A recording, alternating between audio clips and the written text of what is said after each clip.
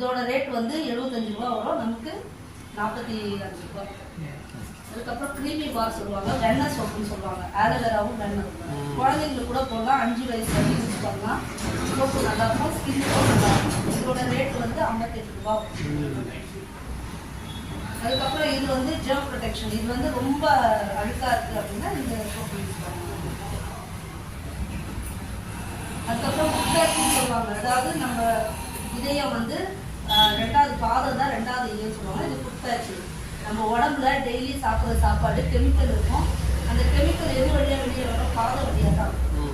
நம்ம தூங்கும்போது சாப்பிட்டு படுக்கும்போது ஒரு அரை மணி நேரத்துக்கு முன்னாடி காலை நல்லா சுடுதண்ணியில் உப்பு தண்ணி போட்டு கழுவிட்டு தொடச்சிட்டு இந்த பேட்ச் ஒட்டினோம்னா நம்ம உடம்புல இருக்கிற கெமிக்கல்லாம் வெளியே வரும்.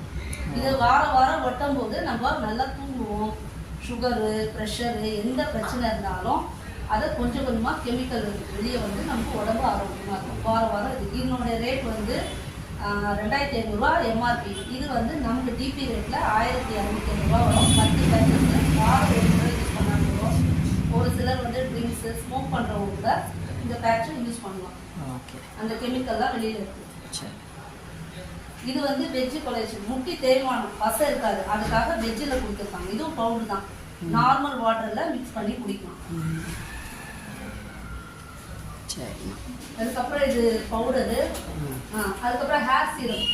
ஹேருக்கு வந்து நம்ம சிக்காகும், அது வந்து ஹேர் சீரம் யூஸ் பண்ணோம்னா லைட்டாக மேலே தடவிட்டு ஸ்கல்ப்பில் படாமல் தடவிட்டு வாங்கணும், சிக்கு இல்லாமல் இருக்கும். அதுக்கப்புறம் ஃபேர்னஸ் க்ரீம் இருக்குது. மார்னிங்கில் நம்ம வெளியெல்லாம் சோப்பு வந்து ரொம்ப முகத்துக்கு போட